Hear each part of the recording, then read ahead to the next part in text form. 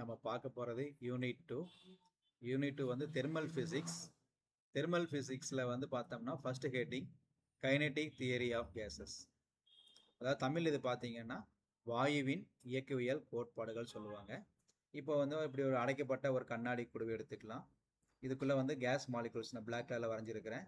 இந்த மாதிரி வாயு மூலக்கூறுகள் இருப்பதாக எடுத்துக்கலாம். ஒவ்வொன்றும் ஒவ்வொரு சைஸில் இருக்கும், வேறு வேறு சைஸில் தான் இருக்கும். ஸோ இந்த வாயு மூலக்கூறு இந்த மூலக்கூறு எடுத்துக்கிறேன், ஏங்கிற மூலக்கூறு எடுத்துக்கிறேன். இது அப்படியே நிற்காம ரேண்டமாக மூவ் ஆகிட்டே இருக்கும். மூவ் ஆகி போகும்போது அவருடைய பாதையில் இருக்கக்கூடிய மற்ற மூலக்கூறுகள் மேலே மோதி தான் போயிட்டு இருக்கும். இப்படி மோதி போகிறங்காட்டி தான் இங்கே நமக்கு ஒரு அழுத்தம் உருவாகுது, ஒரு வெப்பநிலையும் உருவாகுது. இது நகரவே இல்லை அப்படின்னா நமக்கு அழுத்தம் இருக்காது, வெப்பநிலையும் நம்மகிட்ட இருக்காது. இப்போ இதை தொடர்ந்து நம்ம பார்க்க போகிறோம் என்னன்னா, இது தொடர்ந்து ஒரு இயக்கத்தில் இருந்து கொண்டே இருக்கும். இது ஒரு பாயிண்ட். இது ஒன்றோடு ஒன்று மோதிக்கொள்ளும். எது மோதிக்கொள்ளும்? இந்த மூலக்கூறுகள் ஒன்றோடு ஒன்று மோதிக்கொள்ளும். அதுபோக இந்த களத்தின் சுவர்கள் மீது மோதிக்கொள்ளும். இந்த களத்தின் சுவர்கள் தான் நான் பாத்திரத்தின் சுவர்கள்னு உங்களுக்கு புரியுற மாதிரி எழுதியிருக்கிறேன். பாத்திரத்தின் சுவர்களின் மீதும் மோதிக்கொள்ளும். இதுக்கு பேரு தான் ஒரு எலாஸ்டிக் கொலிஷன். இதுக்கு பேரு தான் மீள்திறன் மோதல்கள் அப்படின்னு சொல்ல வருவாங்க. இது போக சில பாயிண்ட்ஸ் எக்ஸ்ட்ரா இருக்குது பாருங்க. இப்போ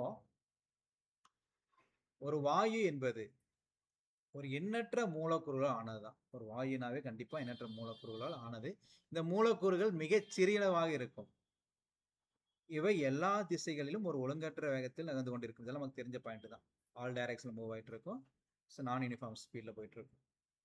ஒவ்வொரு மூலக்கூறும் ஒவ்வொரு பருமன்ல இருக்கு. அதை ஏற்கனவே சொன்னவங்களுக்கு எல்லாம் டிஃப்ரெண்ட் ஒரு பருமன், சரிங்களா? டிஃப்ரெண்ட் மாஸ்ல தான் இருக்கு அப்படிம்பாங்க. இப்போ வாயுனுடைய மொத்த பருமனுடன் ஒப்பிடும் பொழுது மாலிகுலர் வால்யூம் வந்து ஒரு புறக்கணிக்கப்படுகிறது அப்படிம்பாங்க. மொத்த வால்யூம் வந்து புறக்கணிக்கப்படுகிறது அப்படிம்பாங்க. ஒரு 1 மார்க் கிளியே வச்சுக்கோங்க. அதை டிஃப்ரெண்ட் கலர் எழுதி காட்டிக்கிறேன். அடுத்த பாயிண்ட் பாருங்க. மூலக்கூறுகளுக்கு இடையே வந்து ஒரு ஈர்ப்பிசை இருக்குமான்னு கேட்டா இருக்காது, இல்லை.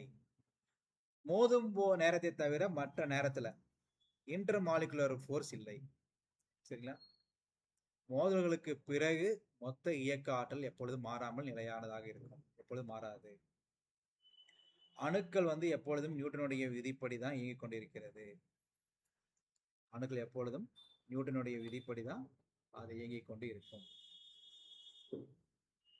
மூலக்கூறுகள் ஒன்றோடு ஒன்று மோதி பாத்திரத்தின் சுவர்களின் மீதும் மோதும் பொழுதுதான் இங்க அழுத்தம் மற்றும் வெப்பநிலை உருவாகுதுன்னு ஏற்கனவே சொல்லியிருந்தேன். அந்த அழுத்தத்துக்குரிய ஃபார்முலா P = 1/3 ρ c². இங்க ρ அப்படின்னா டென்சிட்டி, P அப்படின்னா அழுத்தம். அழுத்தம்ங்கிறத நான் Pங்கிறது ப்ரெஷர், அழுத்தம்ங்கிறத போட்டிருக்கிறேன். ரோங்கிற டென்சிட்டி, அது வந்து அடர்த்தின்னு போட்டிருக்கிறோம். இந்த C அப்படிங்கிறது திசைவேகம். அந்த திசைவேகத்துக்கு பேர் வந்து ஆர்எம்எஸ் திசைவேகம், ஆர்எம்எஸ் வெலாசிட்டிம்பாங்க. ஆர்எம்எஸ் என்ன சார் அர்த்தம்? ரூட் மீன் ஸ்கொயர் வெலாசிட்டி, சரிங்களா? அதாவது இதிலிருந்து ஆல்டர் பண்ணோம்னா சிஆர்எம்எஸோட வேல்யூ வந்து √3RT/mன்னு வந்திருக்கும். இதில் ஆர் அப்படிங்கிறது யூனிவர்சல் கேஸ் கான்ஸ்டன்ட், அதாவது வாயு மாறிலின்னு சொல்லலாம். டீங்கிறது அப்சல்யூட் டெம்பரேச்சர், அதாவது வெப்பநிலைன்னு சொல்லுவோம் நம்ம. அப்சல்யூட் டெம்பரேச்சர்னா மீனிங் வேறு. ஆக்சுவலாக டெம்பரேச்சர் அது வெப்பநிலை. அப்சல்யூட் டெம்பரேச்சர்னா இந்த மூலக்கூறுகள் நகராத பொழுது இருக்கக்கூடிய மிகச்சிறிய வெப்பநிலை. அது கீழே பார்க்கலாம். அடுத்தது எம் அப்படிங்கிறது மாலிகுலர் மாஸ், மூலக்கூறுகளுடைய நிறை. இப்போ பாருங்க, இந்த சி வந்து is directly proportional to temperature. Temperature அதிகமானா சி அதிகமாகும். அந்த C is inversely proportional to M. இப்போ எம் அதிகமாச்சுன்னா சி கம்மியாகும். இந்த கான்செப்ட் தான் அடுத்த பாயிண்ட்டுங்க. இங்கே பாருங்க, C is directly proportional to √T. அதாவது வெப்பநிலை அதிகரித்தால் ஆர்எம்எஸ் வெலாசிட்டியும் அதிகரிக்கும். C is inversely proportional to M. C is inversely proportional to M. நிறை அதிகரித்தால் ஆர்எம்எஸ் வேல்யூ குறையும்.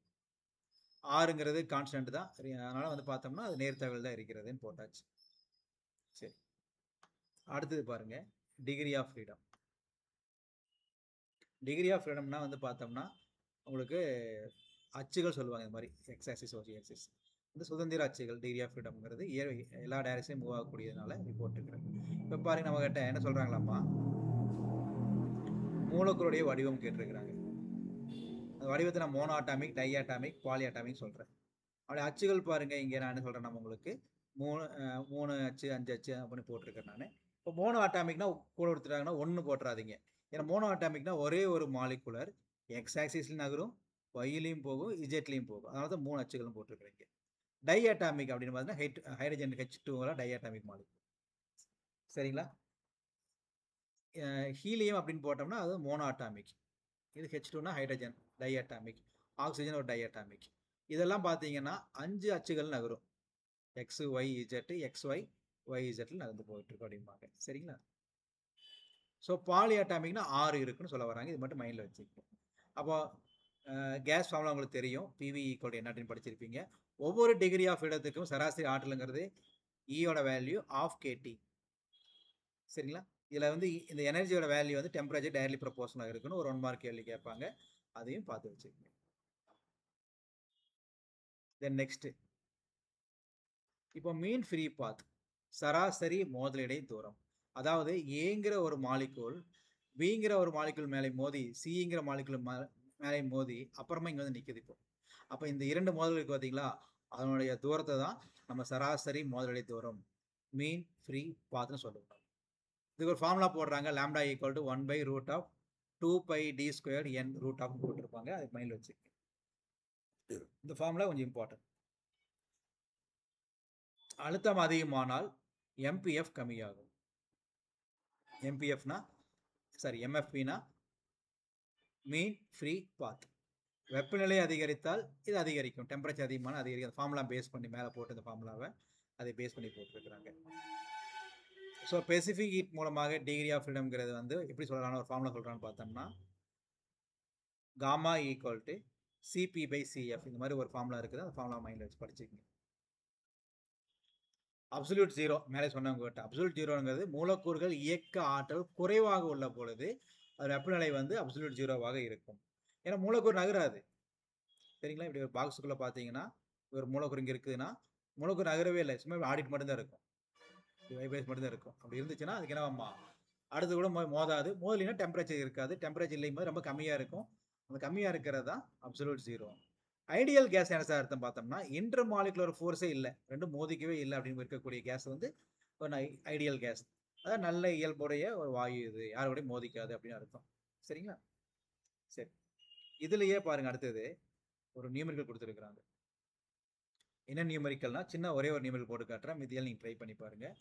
2 × 10⁻³ கிலோகிராம் பர் மோல் நிறையுடைய ஹைட்ரஜன் வாயு 300 கெல்வின் வெப்பநிலையில் RMS வெலாசிட்டியை கண்டறியும் கொடுத்துருவாங்க. இப்போ CRMS ஃபார்முலா வந்து √3RT/m இருக்குது. 3 அப்படியே வச்சுட்டேன். ஆரோட வேல்யூ கான்ஸ்டன்ட் வேல்யூ இது கொடுக்க மாட்டாங்க. 8.314 போட்டுக்குங்க. டெம்பரேச்சர் வந்து பார்த்தீங்கன்னா 300 கெல்வின் கொடுத்துருக்குறாங்க, அது இங்கே போட்டாச்சு. தென் மாஸோட வேல்யூ நிறையுடையும் கொடுத்துருக்குறாங்க. அப்போ 2 × 10⁻³ போட்டாச்சு. இது சிம்பிளை பண்ணாலும் வரக்கூடிய ஆன்சர் 3.7 × 10⁻6 கொடுத்துருக்குது. இது ரூட் எடுத்து செக் பண்ணிங்கன்னா 1936 மீட்டர் per செகண்ட் வரும். இது மாதிரி எல்லா சம் ட்ரை பண்ணுங்கள். It's very useful. Thank you for listening.